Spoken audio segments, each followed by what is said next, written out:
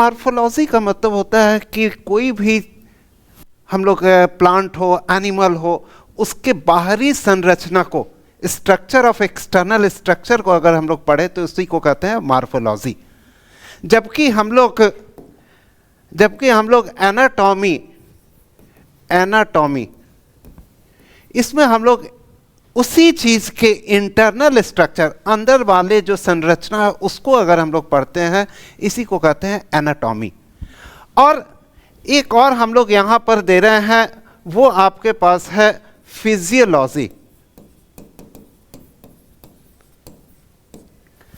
Physiology जो अभी हम लोग मार्फोलॉजी ले रहे थे, एनाटॉमी ले रहे थे, एक्सटर्नल और इंटरनल संरचना, उसके अगर फंक्शन को पढ़ते हैं वो हम लोग कहलाता है फिजियोलॉजी। जिसके लिए आज हम लोग जो टॉपिक लेंगे, और उस टॉपिक का नाम है डाइजेस्टिव सिस्टम।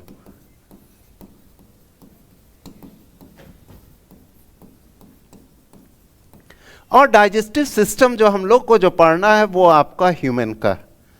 साथ ही साथ हम लोग कुछ और भी पढ़ेंगे, जैसे कि डाइजेस्टिव सिस्टम फ्रॉग का भी पढ़ेंगे, डाइजेस्टिव सिस्टम अर्थवर्म का भी पढ़ना है, और डाइजेस्टिव सिस्टम कॉकरोच का भी पढ़ना है।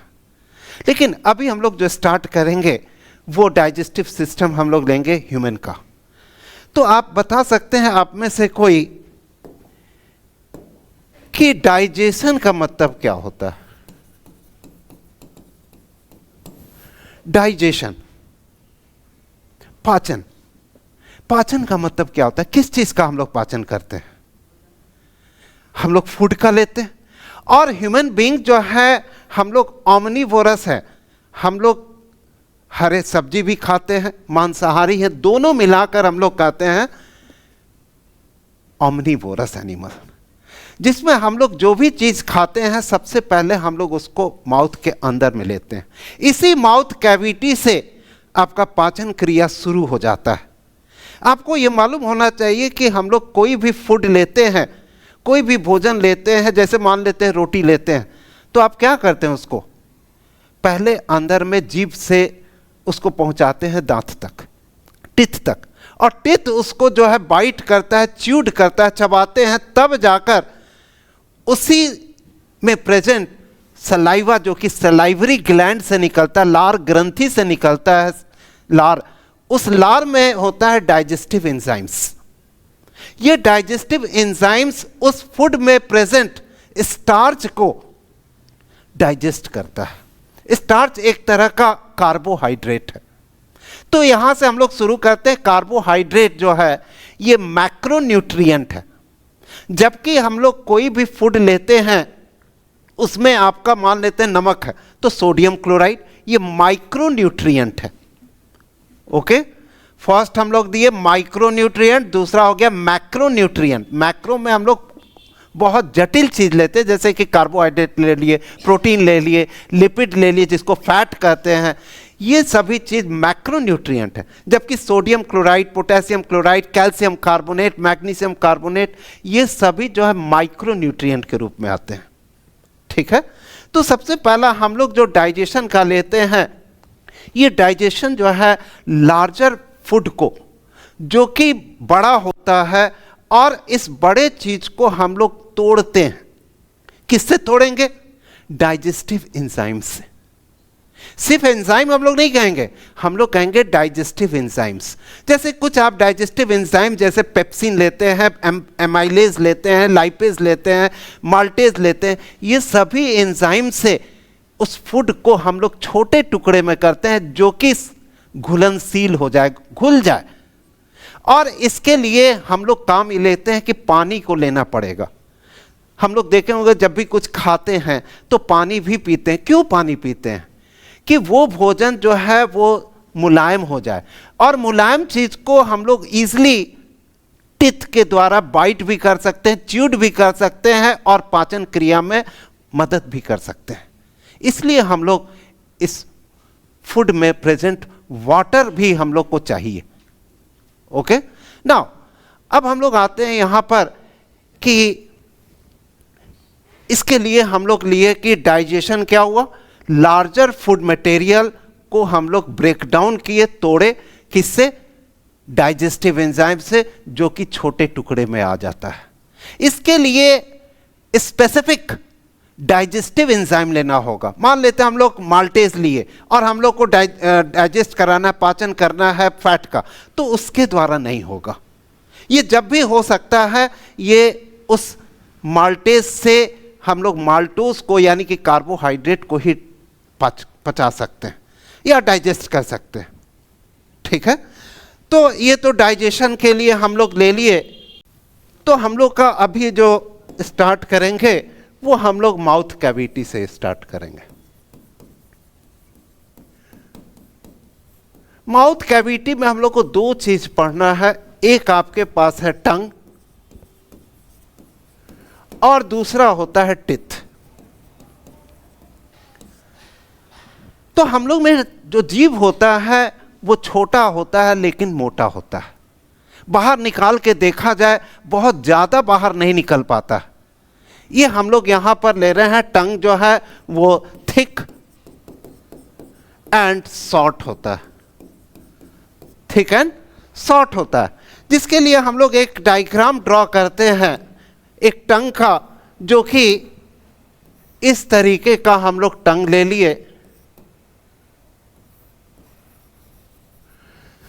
इस टंग में हम लोग प्रेजेंट देखते हैं कि यहां पर एस होता है, यहां एस, यहां भी एस, यहां एस, यहां पर बी।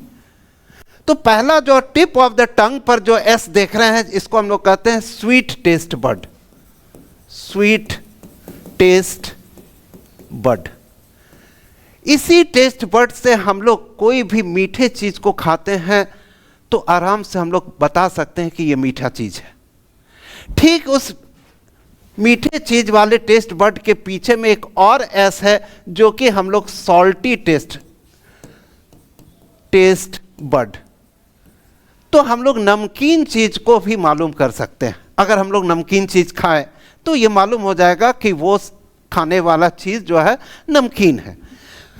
और दोनों बगल में जो एस आपको जो दिख रहा है, एक एस यहां पर, एक एस यहां पर, इसको हम लोग कहते हैं सावर टेस्ट बड।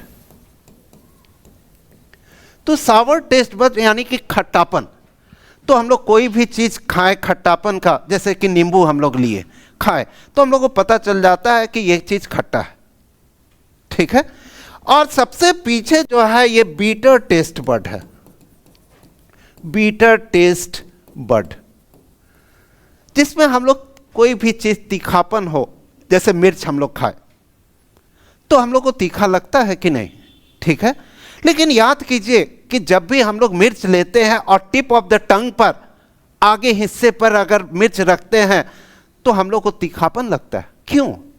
जबकि बीटर टेस्ट बड सबसे पीछे में है और हम लोग को सिर्फ हम लोग आगे रखते हैं एक मिर्च, तो आपको लगता है कि यहां तीखापन आ रहा। क्यों? क्योंकि इस तीखापन को सलाइवा, लार जो है इस बीटर टेस्ट बड तक पहुंचा देता है और तब हम लोग को लगता है कि यह चीज तीखा है। यानी कि हम लोग सलाइवा ले रहे हैं। सलाइवा माध्यम है और इस माध्यम से उस बिटरनेस को, उस तीखापन को इस टिप ऑफ द टंग से पहुंचा देता है बीटर टेस्ट बड तक और हम लोग को महसूस होने लगता है कि ये मिर्च जो है तीखा। कोई दिक्कत नहीं। अब आप में से आप बता सकते हैं कि टंग में जो टेस्ट बड है, इसके अलावा भी टंग का कोई फंक्शन होगा? होगा कि नहीं होगा? सबसे पहला हम लोग देते हैं कि टंग से उस फूड मटेरियल को अंदर लेते हैं, बाहर आने से रोकते हैं। ठीक है, और साथ ही साथ इस टंग के, इस जीभ के सहायता से हम लोग टिथ को साफ करते हैं। क्या कभी देखे हैं कि एक गाय जो है अपने दांत को ब्रश के द्वारा साफ करते हैं? नहीं ना करते हैं। हम लोग जो है, क्योंकि हम लोग में जो ब्रेन है, दिमाग जो है थोड़ा सा ज़्यादा डेवलप्ड है, इसलिए हम लोग उसका उपयोग ब्रश के द्वारा आसानी से कर लेते हैं और अच्छी तरीके से साफ करते हैं, जिससे कि अंदर में माइक्रोन्स जो है वो डेवलप नहीं कर, हार्मफुल माइक्रोब्स जैसे कि बैक्टीरिया उसके अंदर नहीं आ सकते, नहीं तो क्या होगा कि दांत खराब हो जाएगा, और जहां दांत खराब हुआ टूट जाएगा तो कोई भी चीज हम लोग खा नहीं सकते हैं, चबा नहीं सकते हैं। कोई दिक्कत यहां पर? नेक्स्ट आते हैं, ये तो हम लोग पूरा टेस्ट बर्ड से ले लिए। अब हम लोग आते हैं कि अब यहां पर ये हम लोग देखें कि टंग जो है वो लोअर जॉ से अटैच है, अपर जॉ पर नहीं है, खुला हुआ है, लोअर जॉ में अटैच है। इस लोअर जॉ से जो अटैच होता है उस अटैच पार्ट को कहते हैं फ्रीनुलम। क्या हम लोग कहेंगे? वर्ड हम लोग देंगे फ्रीनुलम। इसी फ्रीनुलम से हम लोग का टंग लोअर जॉ से अटैच होता है पोस्टीरियरली, पीछे। पोस्टीरियर मतलब पीछे, पीछे की ओर अटैचमेंट है। देखिए अपने अपने यहां देख रहे हैं, अंदर की ओर अटैच है लोअर जॉ से। इस हम लोग दे रहे हैं फ्रीनुलम से अटैचमेंट होगा लोअर जॉ से। किसका? टंग का। तो टिथ के स्टडी को कहते हैं ओडोंटोलॉजी। टिथ के स्टडी को कहते हैं ओडोंटोलॉजी, या एक और हम लोग नामों से जानते हैं वो है डेंटिस्ट्री। जो दांत के लिए जो डॉक्टर बनते हैं उसको हम लोग क्या कहते हैं? Dental doctor. ओके, तो यहां पर टिथ के स्टडी को कहते हैं ओडोंटोलॉजी या डेंटिस्ट्री। तो अब आप ये बताइए कि टिथ हम लोग के दोनों जॉ पर है, किसी एक जॉ पर है? बताइए। Both jaws contains teeth. दोनों जबड़ा पर हम लोग में टिथ है, दोनों जबड़ा पर हम लोग में टिथ प्रेजेंट होता है। आप में से आप बता सकते हैं कि आप में और आप में टोटल टिथ कितना है? नहीं है, हाँ 28 ही होता है। काउंट करके देख सकते हैं, हमारे में भी 28 है, किसी किसी में ये 32 होता है। और ये 32 दांत जो होता है वो 20 साल और 25 साल के बीच में ही होता है। अगर नहीं हुआ तो कभी नहीं होगा, 28 ही दांत आप में रहेगा, 32 नहीं होगा। तो आप ये कह सकते हैं जिसको 32 दांत है वो ज्यादा भाग्यशाली है। हम लोग सभी में 28 ही दांत है। कैसे होगा ये अभी हम लोग आगे पढ़ेंगे, ठीक है? तब तक हम लोग ये आते हैं कि टिथ का टाइप क्या होता है, टाइप्स ऑफ टिथ। टाइप्स में हम लोग लेते हैं, एक हम लोग देंगे एक्रोडोंट, प्लूरोडोंट एंड थीकोडोंट। ये थीकोडोंट ही हम लोग में होता है। थीकोडोंट का मतलब होता है कि टिथ जो है, दांत जो है वो जॉ के अंदर धंसा हुआ है। हम लोग यहां पर क्या लिखेंगे? ब्यूरिड इन जॉ, जॉ के अंदर धंसा हुआ। जबकि प्लूरोडोंट जो है ये सुपरफिशियली अटैच होगा टू दी जॉ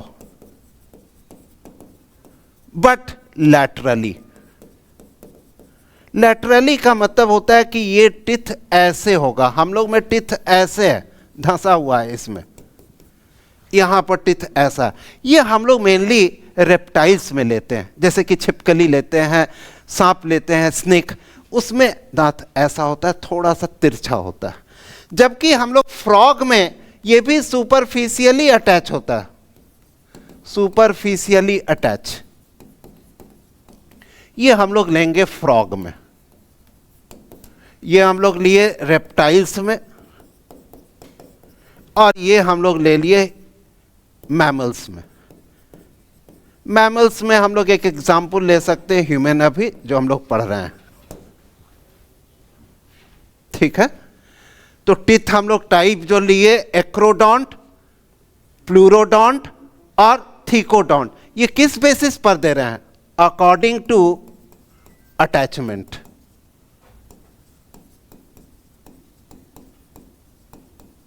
ये हम लोग अटैच जो हो रहा है जॉ से, ये किस तरीके से अटैच हो रहा है?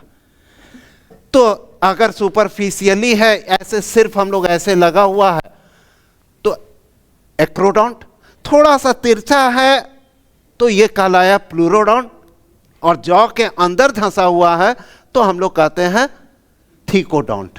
तो हम लोग सभी ह्यूमन बींग्स जो है वो थीकोडोंट है। अब देखिए दांत जो है अंदर धंसा हुआ, कभी देखें निकलते हुए?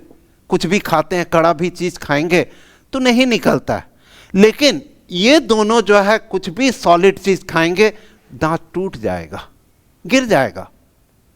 ठीक है, तो हम लोग अब यहां पर देंगे, तो अभी हम लोग फिर से दूसरे तरीके से लेंगे टाइप्स ऑफ टीथ। फॉलिंग कितने बार ये जीवन काल में गिरता है, जैसे कि हम लोग यहां पर देंगे पॉलीफायोडोंट, दूसरा हो गया मोनोफायोडोंट, और तीसरा वैरायटी है डाईफायोडोंट। पॉलीफायोडोंट मतलब होता है जीवन काल में बहुत बार गिरेगा, फिर दांत हो जाएगा, फिर गिरेगा, ये सिलसिला चलते रहेगा। और ये मेनली हम लोग फ्रॉग और रेप्टाइल्स, छिपकली में लेते हैं। जबकि हम लोग मोनोफायोडोंट और डाईफायोडोंट, मोनोफायोडोंट मतलब जीवन काल में एक ही बार गिरेगा, फिर गिरा तो नहीं होगा।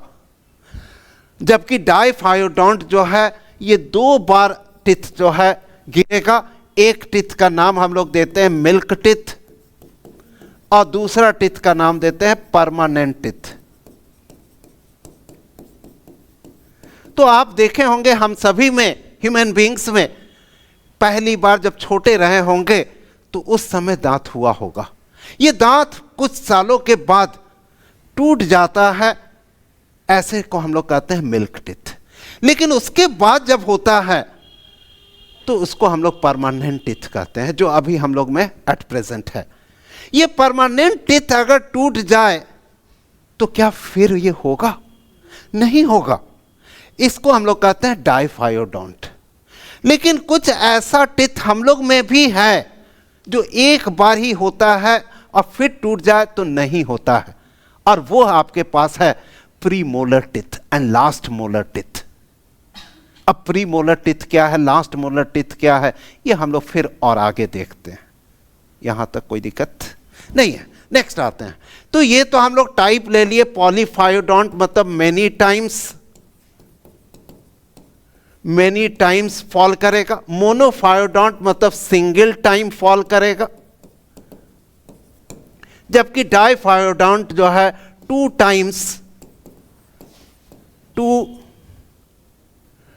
2 टाइम्स फॉल। ये सभी जो है जीवन काल में बहुत बार गिरेगा, एक बार गिरेगा, 2 बार गिरेगा, फिर नहीं होगा। इसमें तो हमेशा होते रहेगा, मेनी टाइम्स में जब भी हो टूटा फिर हो गया, ये सिलसिला चलते रहता है। जबकि इसमें रिस्ट्रिक्शन है, इसमें रिस्ट्रिक्शन है। ठीक है, अब आते हैं हम लोग नेक्स्ट पार्ट। नेक्स्ट पार्ट आपके पास है कि according to structure of teeth. तो हम लोग यहां पर 2 ही तरीके का टिथ लेंगे। एक लेंगे होमो, जिसको होमो और आइसोडोंट कहते हैं, जबकि दूसरा है हेटेरोडोंट। होमोडोंट का मतलब होता है सिमिलर। सभी दांत देखने में एक ही तरीके का लगता है, ये होमो या आइसोडोंट कहते हैं। जबकि हेटेरोडोंट का मतलब होता है डिफरेंट। सभी दांत जो है देखने में अलग लगेगा, और हम लोग में और कुछ लोग में, जानवरों में, ये हम लोग को 4 वैरायटी मिलता है। Incisor, canine, premolar and molar teeth.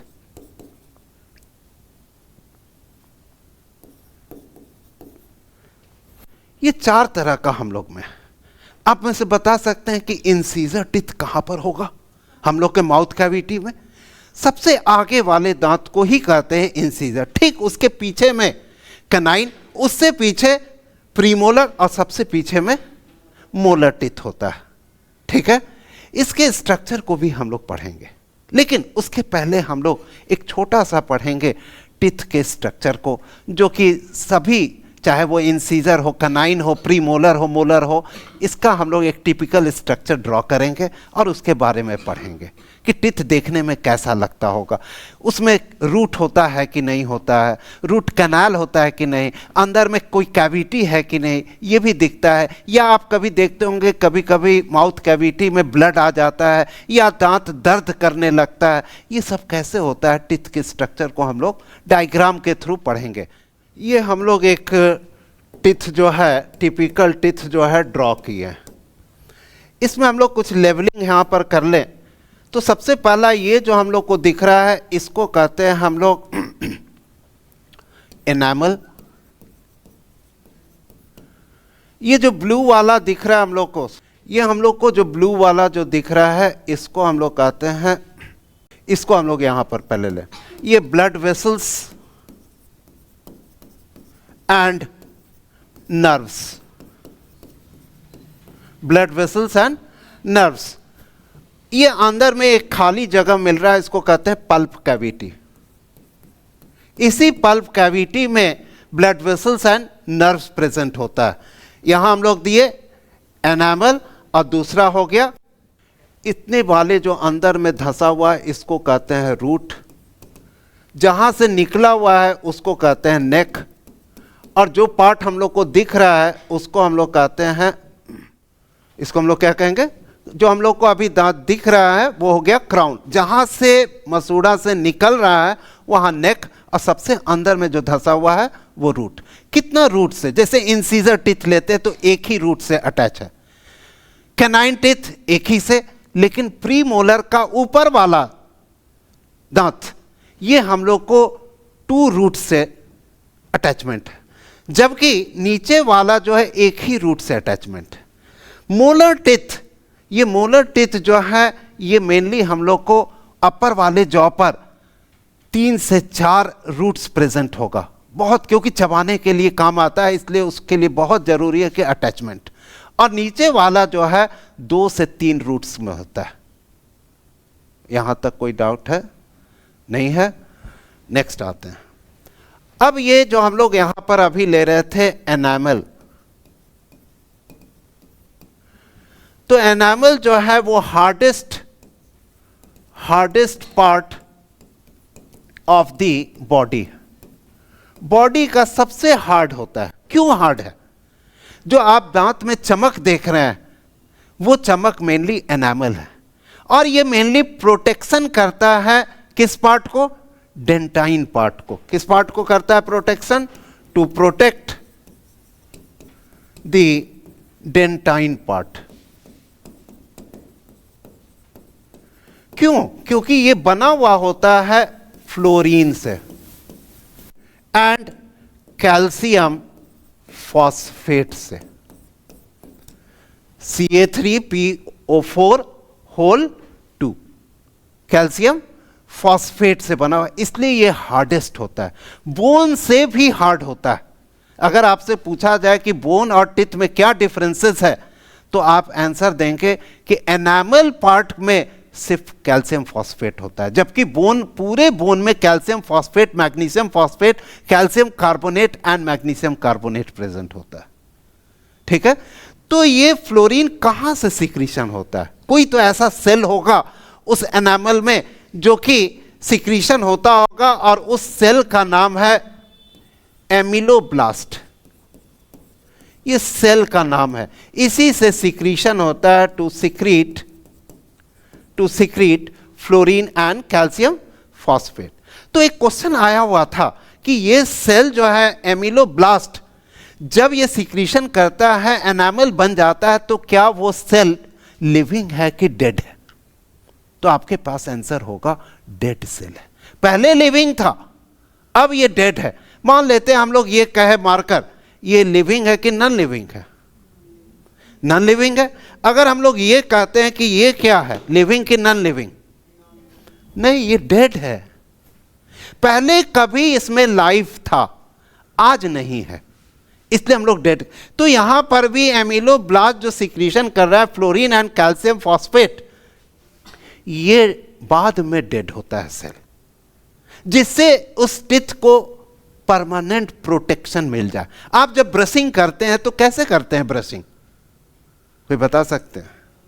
हाँ, कुछ लोग जो ब्रशिंग करते हैं ऐसे पकड़े और ये इस तरीके से, ब्रश यहीं रह गया, इसको हिला रहा है। ब्रश करने का है धीरे धीरे ऊपर नीचे करना, तब जाकर टिथ जो है उसका एनामल पार्ट बच सकता है, क्योंकि एनामल पार्ट का जो थिकनेस होता है वो 0.3 mm का होता है। अगर ये घिस गया तब शुरू होता है यहां पर डेंटाइन पार्ट। क्या हम लोग दे रहे हैं?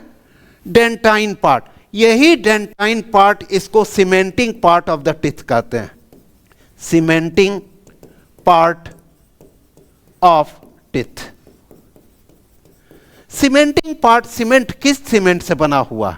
तो ये मेनली बना हुआ है कैल्शियम कार्बोनेट से, मैग्नीशियम कार्बोनेट से एंड मैग्नीशियम फॉस्फेट से। यही तीन चीज से मिलकर बना हुआ है डेंटाइन पार्ट। और जिस सेल से ये सिक्रीशन होता है उस सेल को कहते हैं ओडोंटोब्लास्ट। सेल का क्या नाम दिए? ओडोंटोब्लास्ट। इसी ओडोंटोब्लास्ट से टिथ के स्टडी को ओडोंटोलॉजी कहा गया। मेन पार्ट जो टिथ का यही है, डेंटाइन पार्ट, सिर्फ प्रोटेक्शन के लिए एनामल पार्ट दिया गया।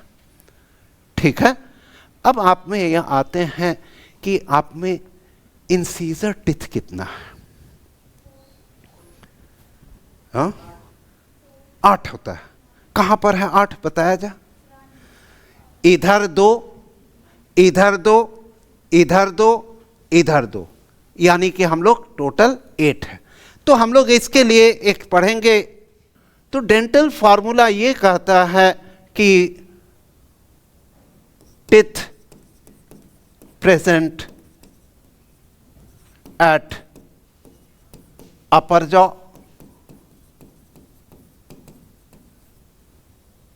यहां हम लोग दे दिए अपर जॉ हाफ कर देते हैं। उसी तरीके से हम लोग teeth present at lower jaw, ये भी हम लोग हाफ ले लेते हैं। और हाफ को फुल करने के लिए क्या करेंगे? 2 से मल्टीप्लाई कर देंगे, पूरा हो जाएगा। इसके लिए हम लोग यहां पर जो फॉर्मूला है वो इस तरीके से दे रहे हैं।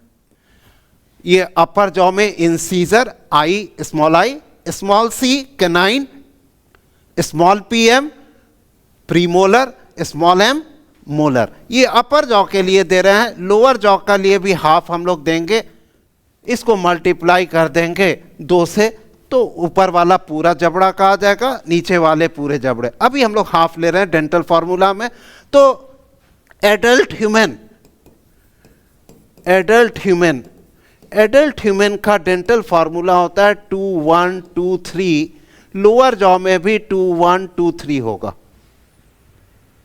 ठीक है, इसको मल्टीप्लाई किया जाए 2 से तो हम लोग को कितना मिलेगा? यहां पर 4 2 4 6। नीचे वाले में भी हम लोग लेंगे 4 2 4 6। अपर जॉ वाले काउंट किया जाए, जोड़ दिया जाए, कितना होगा? 6 4 10 और 16 हो जाएगा। नीचे वाले में भी 16, टोटल कितना हो गया? ठीक है, कोई दिक्कत? अगर हम लोग एक एग्जाम्पल और ले ले, ह्यूमन चाइल्ड, तो ह्यूमन चाइल्ड का डेंटल फॉर्मूला होता है 2102। लोअर के लिए 2102 ही होता है। मल्टीप्लाई करेंगे कितना आएगा? काउंट कीजिए कॉपी में कर कॉपी में जल्दी से कीजिए, कितना आना चाहिए? यहां पर आ गया, हम लोग यहां पर ले लेते हैं। इस जगह पर आज पास हो गया 4204। लोअर के लिए भी 4204। यहां पर हो गया 10, नीचे भी 10, और टोटल हो गया 20। हो गया 20। अब ये बच्चे में हम लोग 20 देख रहे हैं, बड़े में हम लोग 32 देखते हैं। ये कैसे पॉसिबल हो रहा है, ये अभी हम लोग यहां पर देखते हैं। देखिएगा यहां पर बड़े में हम लोग कितना लिए थे 32, बच्चे में कितना लिए 20। ठीक है, इसको हम लोग घटा देते हैं, कितना आता है 12। ये जो 20 टिथ है, यही 20 टिथ जो है डाइफायोडोंट है। बच्चे में जब होता है 20 दांत, टूट जाता है, फिर होता है 20। उसके बाद जो टिथ बचता है 12 में से, अगर हम लोग यहां पर लेते हैं इस फार्मूला के अनुसार, प्री मोलर यहां पर देख रहे हैं 4 4 8 हो गया। यहां पर प्री मोलर जो है चाइल्ड में है ही नहीं, नहीं ना है, तो कितना हो गया 8। ये 8 को हम लोग घटा देंगे तो कितना बच गया 4। तो 8 जो दांत हम लोग दे रहे हैं ये मोनोफायोडोंट है। एक बार होगा बच्चे में जो टूटा 20 हो गया, 20 के बाद 8 और दांत होता है, तो जो कि प्रीमोलर कहलाता है। ये एक बार होगा परमानेंट टीथ के रूप में, मिल्क टीथ के रूप में नहीं, टूट जाएगा फिर नहीं होगा, कोई दिक्कत नहीं। नेक्स्ट आते हैं, तो अब बच गया 4। इसी 4 को हम लोग कहते हैं लास्ट मोलर, यही है जो हम लोग विजडम टीथ या अक्ल का दांत कहते हैं। यानी कि मेरे में ये जो विजडम टीथ है नहीं हो पाया, तो क्या हम विजडम है कि नहीं है, अक्ल है कि नहीं? नहीं, ऐसा ये कहावत बना हुआ है कि जिनको नहीं हुआ उनको अक्ल नहीं है, जिनको हो गया उनको अक्ल हो। ये मेनली एज फैक्टर है। अगर एज जो है उस अनुसार में हो जाता है तो हम लोग कहते हैं अक्ल नहीं हुआ, तो भी अक्ल हो सकते हैं। कब? जब आप ब्रेन को ज़्यादा इस्तेमाल करेंगे। तो आपका काम क्या होगा कि आप जब यहाँ पढ़ते हैं तो ध्यान से जब सुन रहे हैं उसको फिर रिवाइज कीजिए, रिकॉल कीजिए कि सर क्या क्या कह रहे हैं। सर जो कहे हैं उसको जब ध्यान में आएगा, यही आपका यहाँ से शुरू होता है, आपका अक्ल, विजडम आपका यहीं से शुरू होता है, इंटेलिजेंसी यहीं से शुरू होता है। कोई दिक्कत यहां तक आ रहा है समझ में? तो डेंटल फार्मूला आप देख लिए किस तरीके से, कौन सा दांत जो है डाइफायोडोंट है, कौन मोनोफायोडोंट है। ये जो हम लोग 20 टिथ जो देखे वो डाइफायोडोंट है। प्री मोलर जो 8 बाद में हुआ है वो मोनोफायोडोंट है। और 20 साल से 25 साल के एज पर जो 4 और दांत हो जाता है तो वो लास्ट मोलर विजडम टिथ कहलाता है। कभी कभी जब एंट्रेंस टेस्ट आप देते हैं, कुछ क्वेश्चन ह्यूमन से हटकर भी क्वेश्चन आ जाता है। जैसे कि मान लेते हैं कि डेंटल फार्मूला दिया गया एलिफेंट का, है ना, हाथी में कितना दांत होता है? बहुत ज़्यादा होता है। हम यहाँ पर डेंटल फार्मूला लिख रहे हैं, उस डेंटल फार्मूला से आप डिटेक्ट कर सकते हैं कि कितने दांत होना चाहिए। देखिएगा यहाँ पर मल्टीप्लाई 2 से कीजिएगा, कितना होगा? यहाँ पर 2006 ऊपर में कितना हो गया 8, नीचे में कितना हो गया 6, कितना हो गया? ठीक है।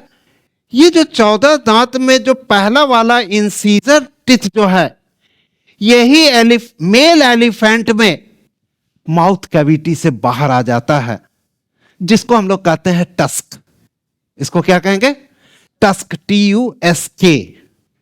TUSK, tusk. हाथी में जो दांत बाहर निकला हुआ दिखता है, मेल में ही होता है। फीमेल में होगा इंसीजर, लेकिन अंदर होगा। तो ये बाहर क्यों होता है, अंदर में फीमेल में क्यों रह जाता है, बाहर क्यों नहीं निकल पाता है? मेनली ये फीमेल को अट्रैक्ट करने के लिए मेल में बाहर आता है, फॉर कॉपुलेशन, फॉर रिप्रोडक्शन। हाँ, बताते हैं। अब मैमल्स में हम लोग जो एलिफेंट लेते हैं, जनरल एलिफेंट हम लोग जो देख रहे हैं, लेकिन अफ्रीकन एलिफेंट में उसका पिन्ना, इसको हम लोग क्या कहते हैं? पिन्ना, वो बड़ा होता है। ये पहचान हम लोग दे सकते हैं। ठीक है। तो मेनली हम लोग 1972 में ये एलिफेंट जो है आपके इंडिया में बहुत कम हो गया था, या ये कह सकते हैं विलुप्त कागार पर पहुंच गया था, एक्सटिंक्ट हो रहा था। तब government of India project elephant भी चलाए थे, जो आज हम लोग एलिफेंट बहुत ज्यादा देख रहे हैं। जानते हैं कि इंडिया में कहां पर एलिफेंट ज्यादा देखा गया? ये मेनली एक पेरियार जंगल है, नेशनल पार्क है केरल में, वहां पर बहुत ज्यादा है। वहीं पर कुछ हंटर मतलब शिकारी शिकार करते थे कि ये जो टस्क है उसको हम लोग उसके में से निकाल कर कुछ उसका उपयोग मेडिसिन के लिए या कुछ आइवरी मूर्ति बनाने के काम में लाते थे। धीरे धीरे ये संख्या घटते गया। जब हम 1986 में पेरियार जंगल गए थे, केरल जब गए थे, तो वहां देखे तो बहुत ज्यादा था। हमने उस फॉरेस्ट अफसर से भी पूछा कि यहां तो नंबर ज्यादा देख रहे हैं और बुक्स इस सब में लिखा हुआ है बहुत कम हो गया। बोले कि आप जाकर छू कर तो देखिए पहले उसके टस्क को। जब हम लोग छू कर देखे तो ये पाए कि वो ओरिजिनल नहीं है, डुप्लीकेट है, वुड से बना हुआ, लकड़ी से बना हुआ। क्यों? इसलिए कि फीमेल एलिफेंट को अट्रैक्ट कर सके, और कोई दिक्कत नहीं यहां पर। इसी तरीके से कुछ डेंटल फार्मूला आएगा, कैट का है, रैबिट का है, डॉग का है, कैटल्स का है ना। सोनपुर में आप देखे होंगे कि कैटल्स का फेयर लगता है, मेला लगता है ना। वहां पर लेने वाले भी हैं, खरीदने वाले, बेचने वाले सब होते हैं। कैसे वो लोग आप समझ जाते हैं कि इसका रेट इतना होना चाहिए? तो नीचे वाले टिथ को काउंट कर कर ही ये मालूम करते हैं। To determine the age of the cattle by counting the total number of teeth in lower jaw. Lower jaw में जितना टिथ होगा उतना उसका साल होगा, उतना वो उसका उम्र होगा, और उसी तरीके से खरीद बिक्री वहां पर होता है। कोई दिक्कत नहीं यहां पर। आगे बढ़े, चलिए।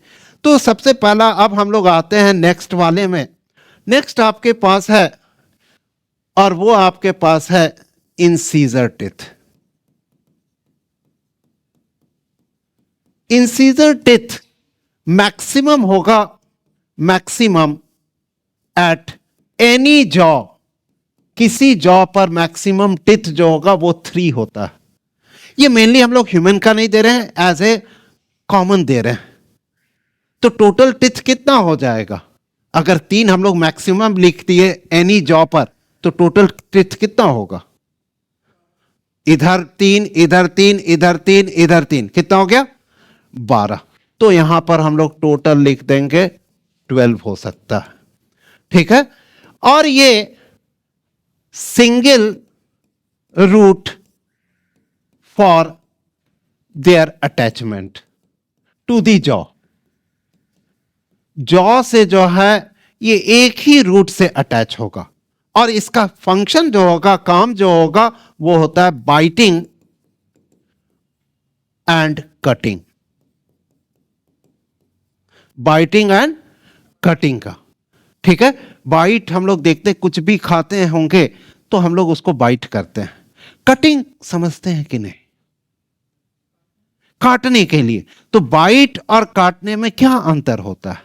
अगर किसी चीज को बाहर हम लोग काटते हैं तो कहते हैं कटिंग, अंदर काटते हैं तो कहते हैं बाइटिंग।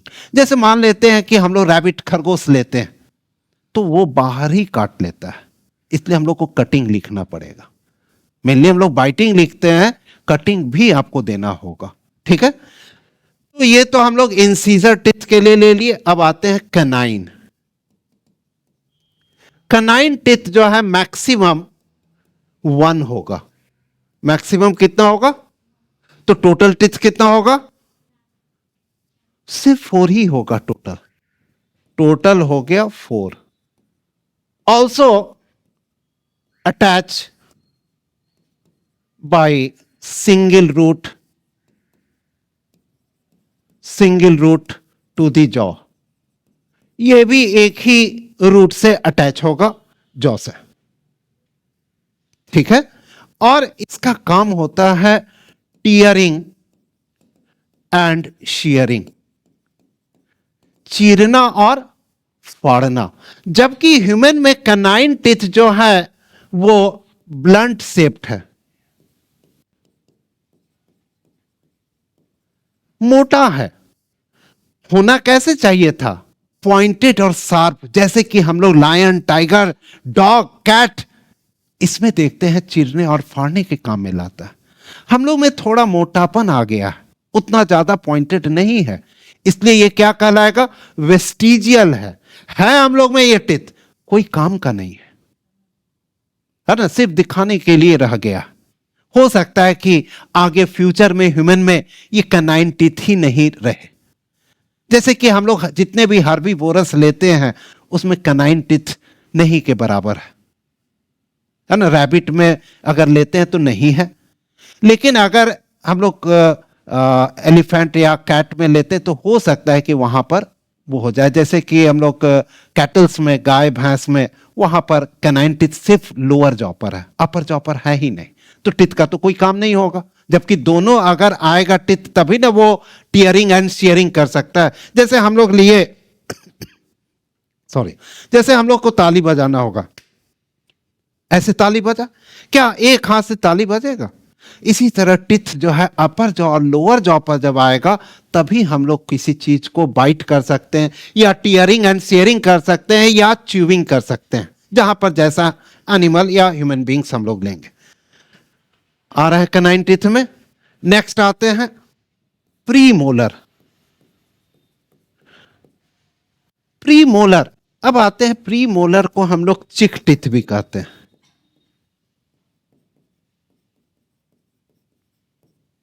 गाल में यहां पर आपका ये प्रीमोलर टिथ, ठीक है। और ये प्रीमोलर टिथ जो है मैक्सिमम जो होगा वो 4 होगा, तो टोटल कितना हो गया?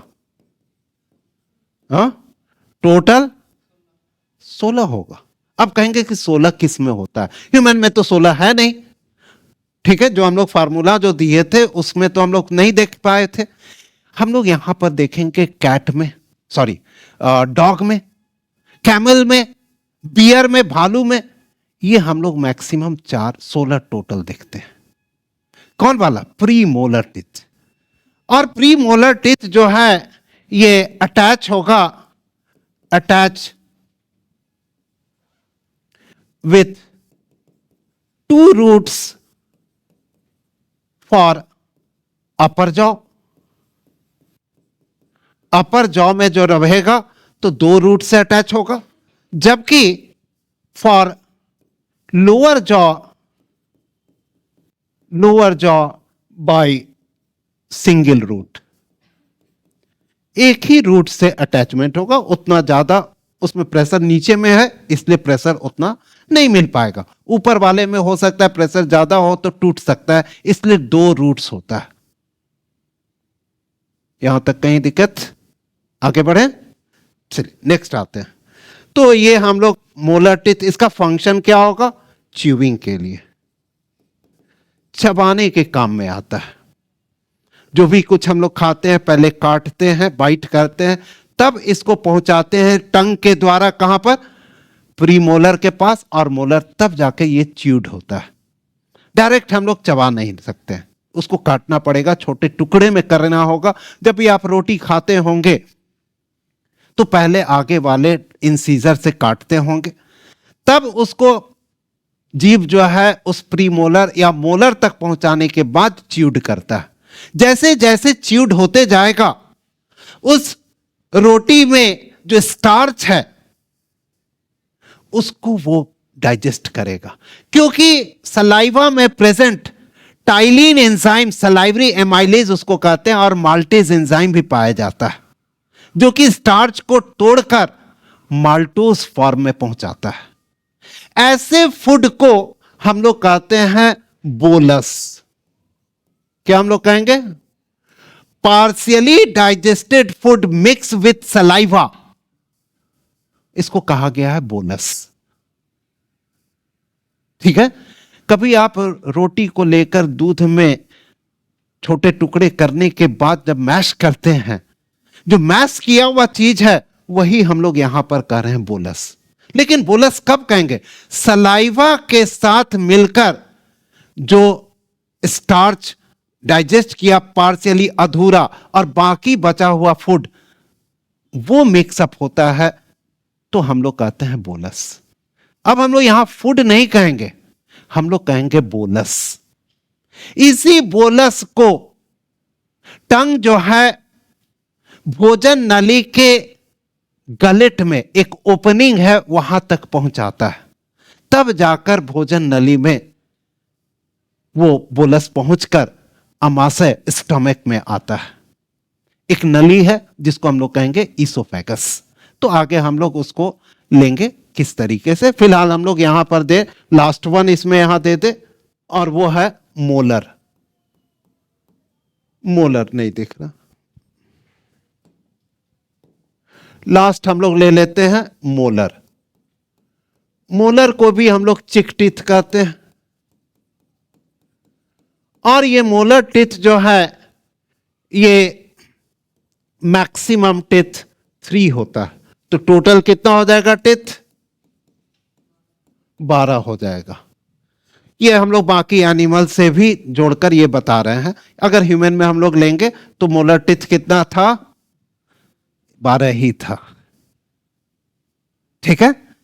और इसमें हम लोग अपर जॉ पर जो हम लोग रूट लेंगे वो 3 लेंगे, 3 रूट्स, और लोअर जॉ के लिए हम लोग जो रूट लेंगे वो 2 रूट्स लेंगे।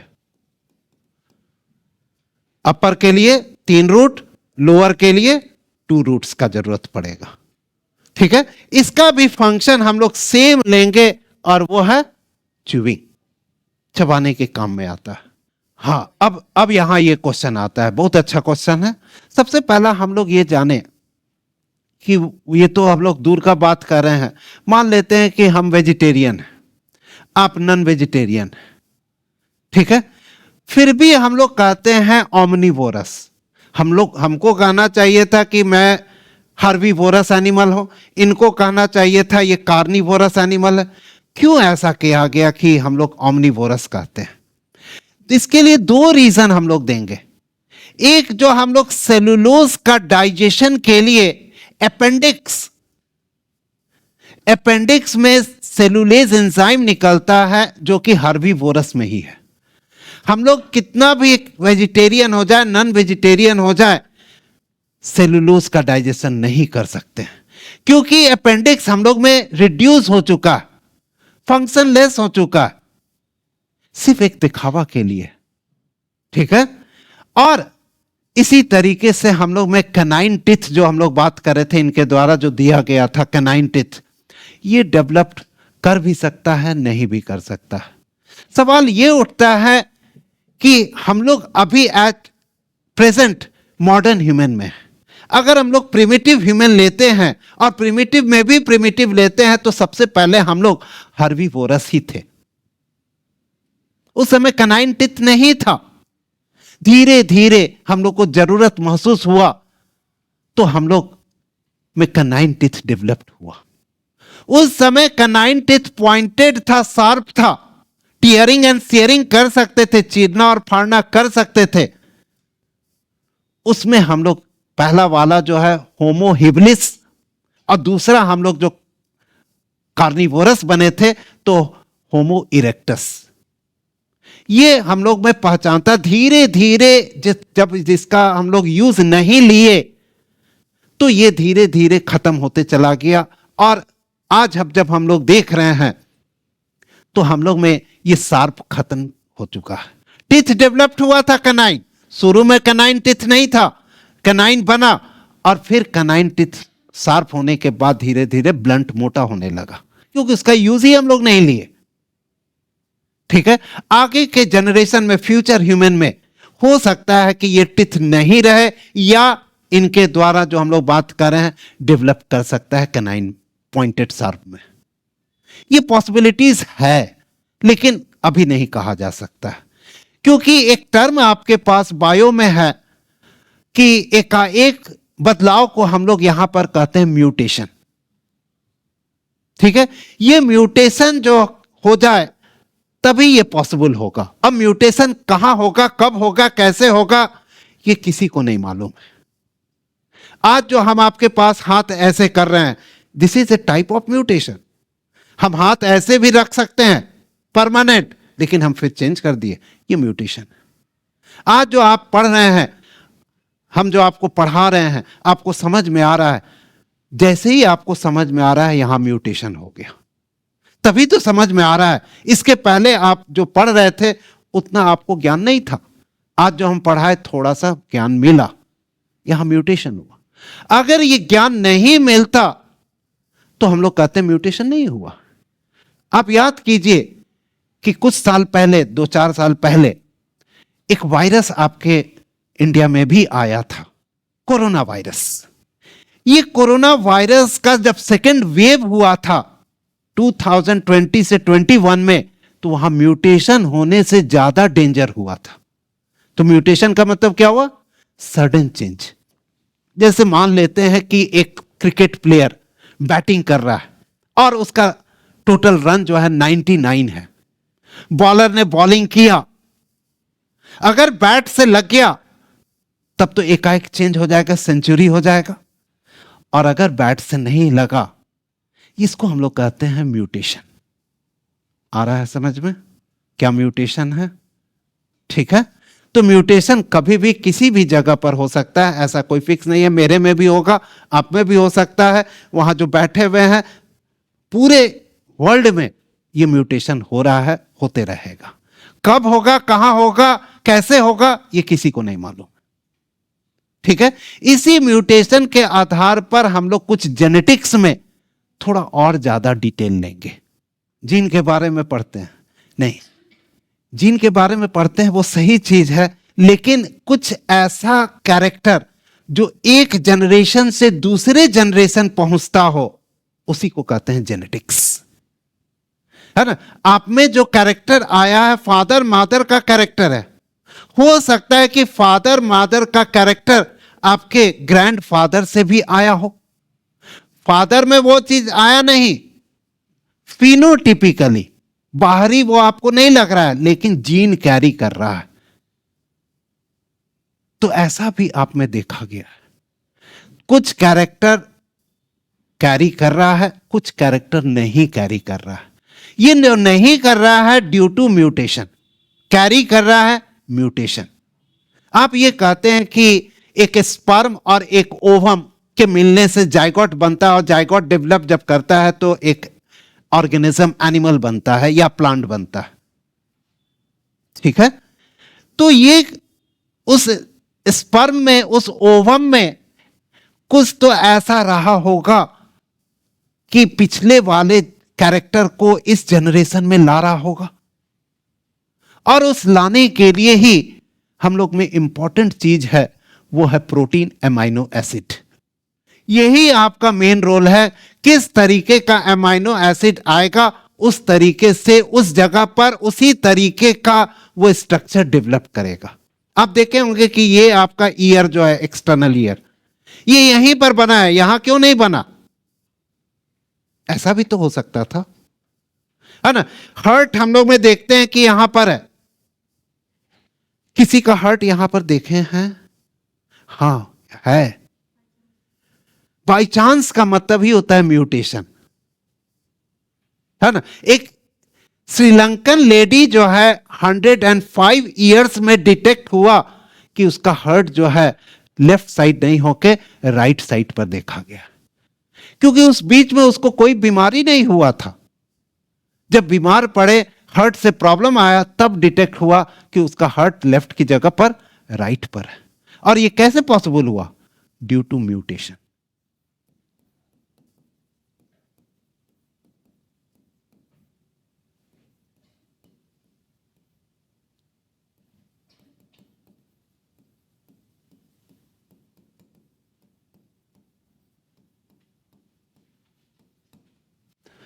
Elementary canal with associate glands, जैसे कि कुछ ग्लैंड्स का हम नाम अभी दे रहे हैं, आप भी सुने होंगे। सलाइवरी ग्लैंड नाम सुने हैं, लीवर, पैनक्रियास, ये सब नाम सुने हैं कि नहीं? ठीक है। तो ये वाले भी हम लोग एसोसिएट ग्लैंड्स भी पढ़ेंगे, भोजन नली पढ़ेंगे, इसको हम लोग डाइजेस्टिव ट्रैक भी कहते हैं, डाइजेस्टिव ट्रैक। ठीक है, इस डाइजेस्टिव ट्रैक में, एलिमेंट्री कैनाल में जो हम लोग यहां पर पढ़ेंगे, माउथ कैविटी से क्या चीज आ रहा है, बोलस। बोलस कहां पर आया, स्टोमक में, वाया ईसोफेगस। आमाशय में आया है, लेकिन ईसोफेगस एक नली है, यह नली गर्दन पर देखा गया। यह नली का लंबाई जो है गर्दन के लंबाई पर आश्रित है, जितना बड़ा गर्दन उतना बड़ा ईसोफेगस।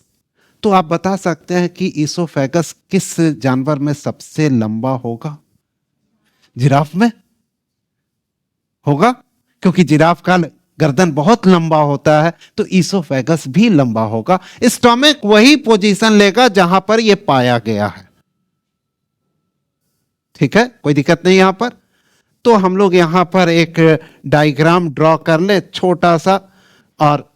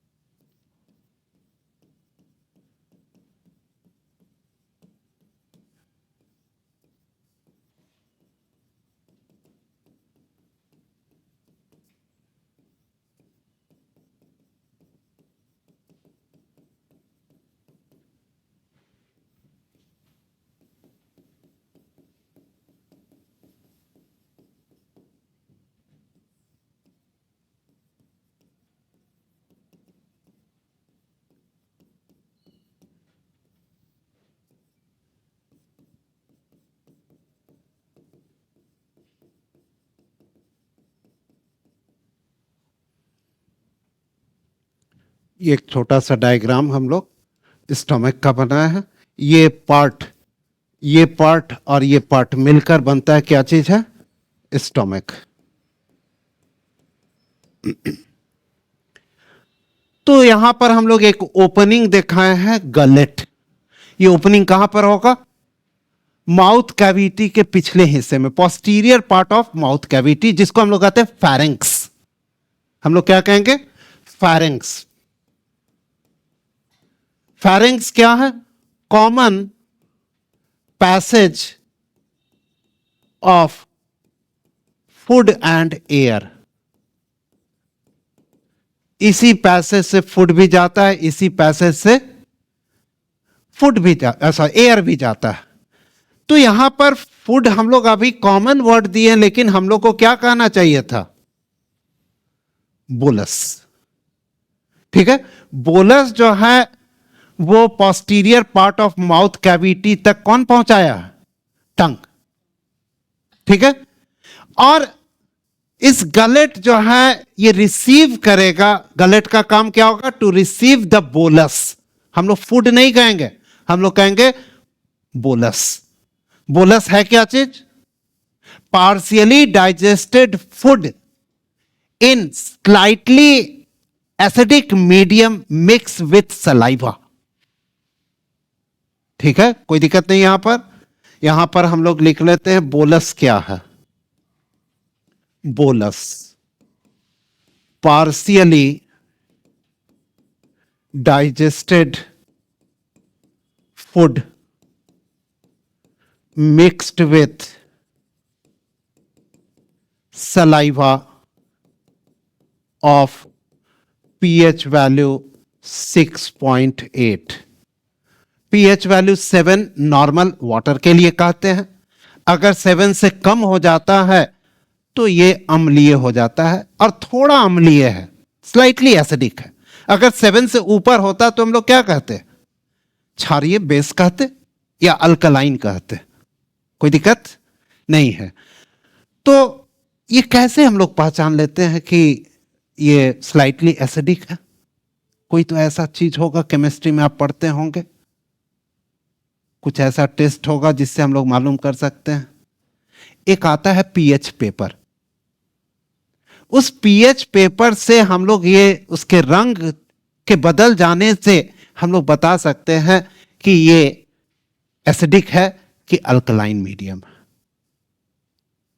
ठीक है, तो इस जगह पर हम लोग यहां पर बोलस जो पहुंचाए कहां पर? Gullet of the alimentary canal, और ये मेनली लार्जर ओपनिंग है, ओवल शेप्ड है। इसी के बगल में एक छोटा सा भी, इसी के बगल में एक छोटा सा ओपनिंग होता है जिसको हम लोग कहते हैं ग्लोटिस। तो ग्लोटिस मेनली एयर के लिए, इस बीच में फूड हो सकता है कि ग्लोटिस में चला जाए तो आप कहते हैं सरक गया। ऐसा हुआ आपके साथ?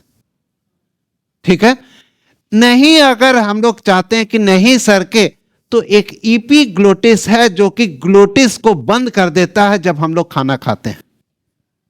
इसीलिए कहा गया कि खाते समय कुछ बोलना नहीं चाहिए, मुंह बंद कर कर खाना चाहिए।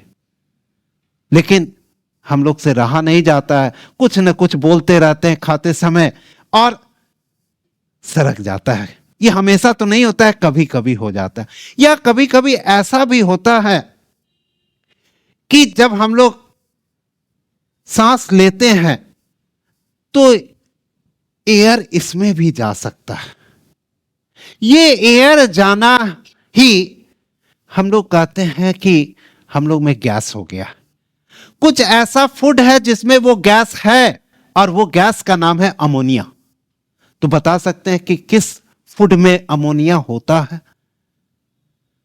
जैसे अभी सीजन आया है मटर का, मटर में होगा, है ना। जो आप दाल खाते हैं पल्सेस, उसमें भी होता है।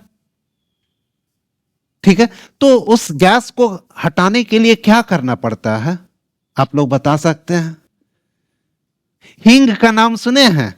हींग डाला जाता है जो उसमें से जो अमोनिया गैस जो है वो बाहर हो जाए और हम लोग के इस स्टोमक में गैस बने ही नहीं। नहीं तो क्या होगा कि आपको हमेशा लगेगा कि इस जगह पर भारीपन है। ये भारीपन हो सकता है कि ये प्रेशर उतना ज्यादा दे दे कि आपके हार्ट में भी प्रेशर देना शुरू कर दे। ठीक है, तो यहां तक कोई दिक्कत आपको? तो बाकी हिस्से को हम लोग नेक्स्ट क्लास में कंटिन्यू रखेंगे।